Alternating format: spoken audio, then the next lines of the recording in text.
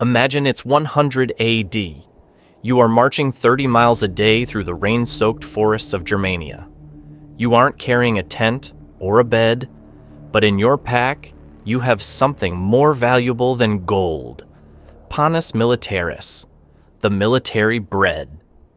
This wasn't just food. It was an engineering marvel. Designed to last for months without spoiling, it provided the slow-release energy required to build empires. But how did it actually taste? And could a modern stomach handle a diet designed for a conqueror? Today, we're stepping back 2,000 years. Using archaeological records and traditional stone-ground grains, we are reconstructing the bread that built Rome. Let's see if the secret to modern survival is hidden in the ancient past. You're a legionary on the Germanic frontier, and your pack weighs 80 pounds. 20 of that is armor. 10 is your gladius and pilum. The rest? Tools, tent stakes, a cooking pot, and 6 days of bread. Not soft bread. Not the kind that crumbles when you bite it. This bread could double as a weapon if you swung it hard enough.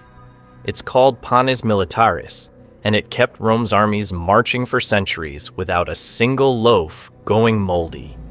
That's not an exaggeration. This bread was engineered to survive. Roman soldiers didn't have supply lines like modern armies. No refrigerated trucks, no MREs vacuum-sealed in plastic. They carried their calories on their backs, and those calories had to last through rain, heat, and weeks of forced marches. The solution wasn't complicated, but it was brilliant. They baked bread so dense, so dry, and so acidic that bacteria couldn't touch it. Mold spores landed on the crust and died. Soldiers could tie loaves to their belts, stuff them in sacks, and forget about them until hunger hit. The bread didn't care. Here's what made it work. Moisture is the enemy of preservation.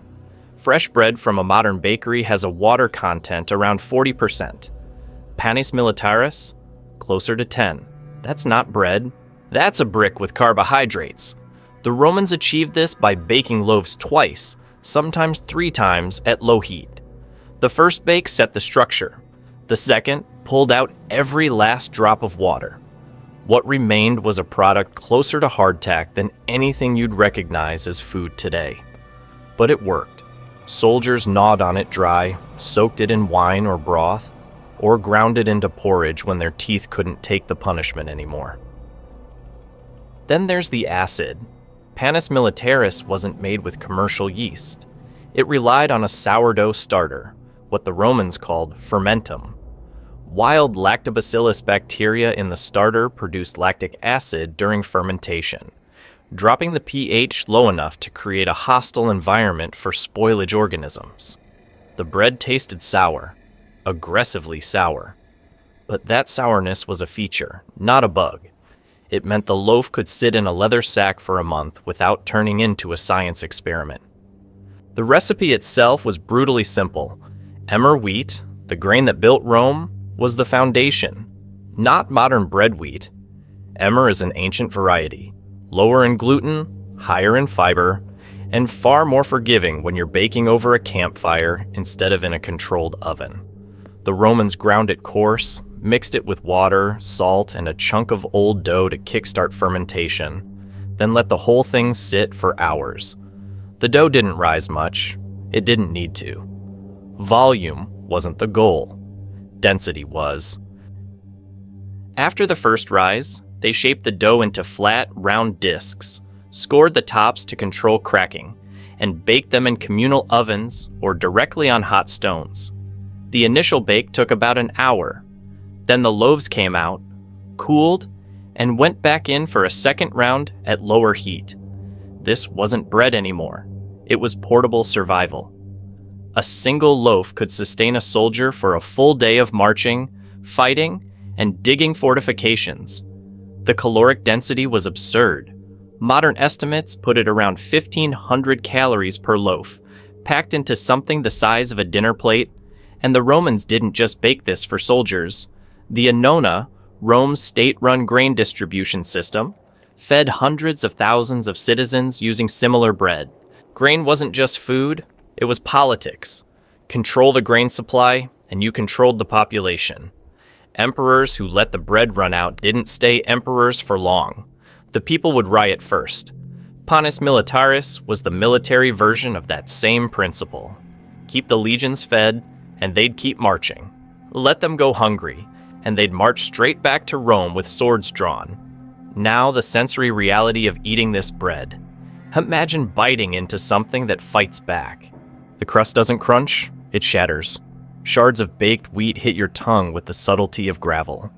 The interior is dense, almost waxy, with a chew that makes your jaw ache after 3 bites. The sourness hits immediately, sharp and unforgiving, with an aftertaste that lingers like you've been sucking on a copper coin. There's no sweetness, no richness, just grain, salt, acid, and survival. But here's the thing. After a week of forced marches, after your rations have dwindled and your stomach's been empty for hours, this bread tastes like victory. You soak it in whatever liquid you have, and it softens just enough to swallow. It fills the void. It keeps you moving. That's all it needed to do. The question isn't whether Panis Militaris tasted good. It didn't. The question is whether you can recreate something this durable, this efficient, using the same methods the Romans did 2,000 years ago. And the answer? You absolutely can. But first, you need to understand exactly what went into the dough. The dough begins with emmer wheat flour, and this matters more than you'd think. Modern all-purpose flour is a different beast entirely. It's been bred for softness, for rise, for gluten networks that trap air like tiny balloons. Emmer doesn't care about any of that. It's an ancient grain, closer to wild grass than modern wheat, and its gluten structure is weaker, denser, almost reluctant.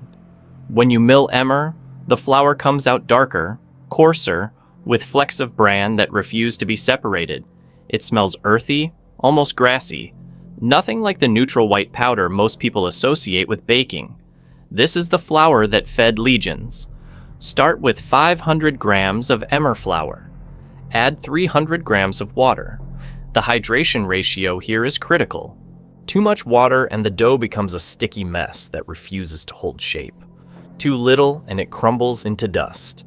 300 grams gives you a dough that's stiff, almost clay-like, but workable. Add 10 grams of salt. Roman soldiers didn't get much, but salt was non-negotiable. It preserved, it flavored, and it controlled fermentation.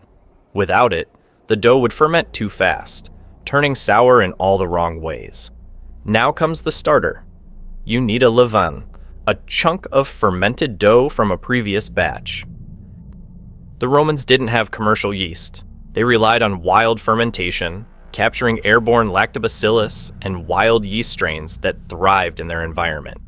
If you're recreating this, you'll need a sourdough starter that's at least a week old, active, and sour enough to make your eyes water. Add 100 grams of starter to the flour mixture. Mix it by hand. No stand mixer. No dough hook. The Romans had their hands and nothing else. The dough will resist at first. It'll feel dry, crumbly, like it has no intention of coming together. Keep working it. Fold it over itself, press it down, rotate it, and fold again. After 10 minutes, the gluten begins to develop, and the dough starts to feel cohesive. It won't be smooth. It won't be elastic. It'll feel dense and stubborn, which is exactly what you want. Cover the dough with a damp cloth and let it ferment for 6 to 8 hours at room temperature. The Romans didn't have temperature-controlled proofing boxes. They had ambient air, which in the Mediterranean ranged from mild to sweltering depending on the season. During fermentation, the wild yeast and lactobacillus work in tandem. The yeast produces carbon dioxide, creating minimal rise. The lactobacillus produces lactic acid, which gives the bread its characteristic sourness and lowers the pH enough to inhibit mold growth. This is the magic. The chemistry that turns dough into something that can survive a month in a leather sack without turning toxic.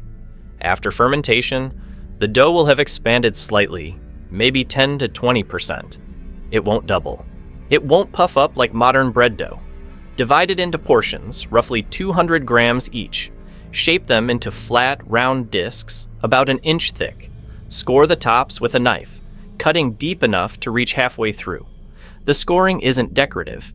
It controls how the bread expands during baking, preventing it from cracking unpredictably and creating weak points where moisture could seep in.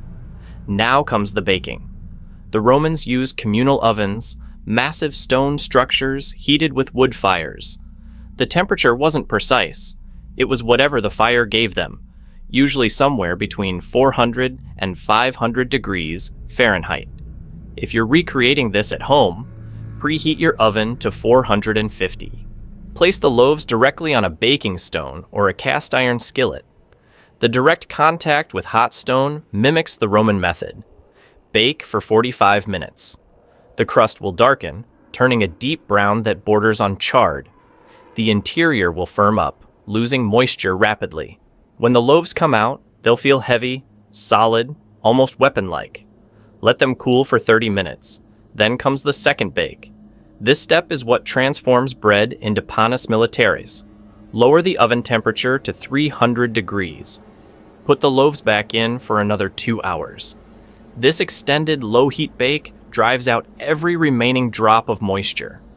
The crust thickens into something closer to armor than food.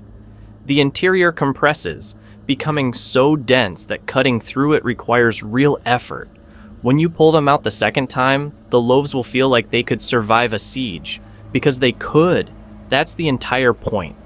The loaves sit on your counter, radiating heat, looking less like food and more like geological specimens. Pick one up, feel the weight. This isn't the airy lightness of modern bread. This is density incarnate. Wrap your knuckles against the crust. It sounds hollow, hard, almost ceramic. The surface is rough, pockmarked, the color of ancient terracotta. This is what 10,000 men carried on their backs through Gaul, Germania, Britannia. This is the fuel that built an empire. Break off a piece. You'll need both hands. The crust resists, then fractures with a sharp crack. The interior reveals itself in compressed layers, tight and fibrous. The crumb structure is nothing like modern bread. There are no air pockets, no fluffy texture. Just dense, chewy grain that your teeth have to work through. Chew slowly. The first sensation is sourness, sharp and clean, cutting through everything else. Then comes the wheat flavor, nutty and profound in a way supermarket bread never achieves. There's a mineral quality too, from the stone ground flour and the salt. The texture demands effort. Your jaw works over time. This bread doesn't dissolve on your tongue.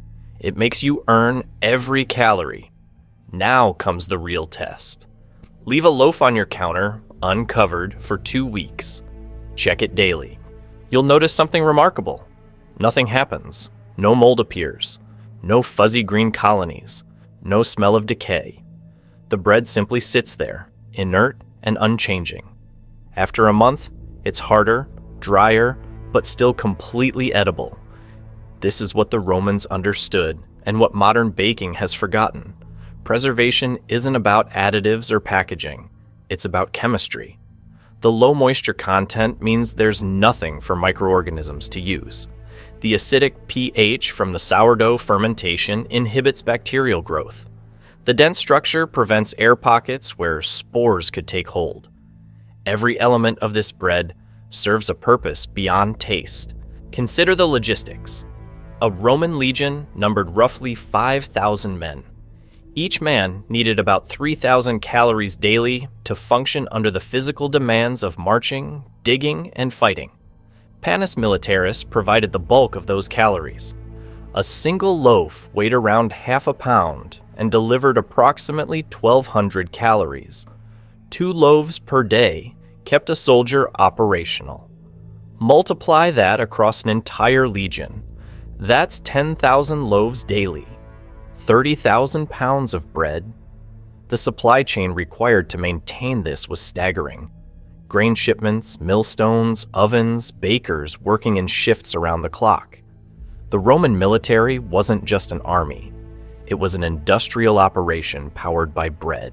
The annona system made this possible. State-controlled grain distribution ensured soldiers never went hungry, even in hostile territory. Bread wasn't just sustenance, it was political stability. Emperors who failed to maintain the grain supply faced riots, mutinies, and assassinations. Bread kept the peace more effectively than any legion. In Rome itself, citizens received a monthly grain ration, roughly 33 kilograms per person. This wasn't charity, it was social engineering. A fed population doesn't revolt. The phrase bread and circuses wasn't metaphorical, it was policy. Back in your kitchen, you're holding something that connects directly to that system. This loaf, cracked and dense and sour, is the same bread that fueled the conquest of 3 continents. The recipe hasn't changed. The chemistry hasn't changed. What changed is us. Somewhere along the line, bread became soft, sweet, and ephemeral. We optimized for convenience and forgot what bread was actually for.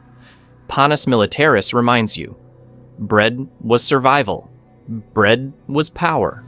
Bread was the reason Rome could project force across distances that shouldn't have been possible with ancient logistics. Take another bite. Feel your jaw working, your teeth grinding through the compressed grain. This is what soldiers ate while building Hadrian's Wall, while marching through the Teutoburg forest, while laying siege to Jerusalem. The sourness, the density, the sheer stubbornness of this bread mirrors the empire that created it. Rome didn't fall because of bread failure. It fell despite having solved bread completely. You've just recreated something that hasn't existed in functional form for over 1,500 years. Not a museum piece or a historical curiosity, but actual food that performs its original function. It sits on your counter, defying mold, defying time, defying every assumption modern baking has taught you. The Romans weren't guessing, they were engineering. Every aspect of this bread emerged from necessity, refined through centuries of trial and error across the largest empire the ancient world had ever seen. What you're tasting isn't just bread, it's the solution to a problem we've forgotten we once had to solve.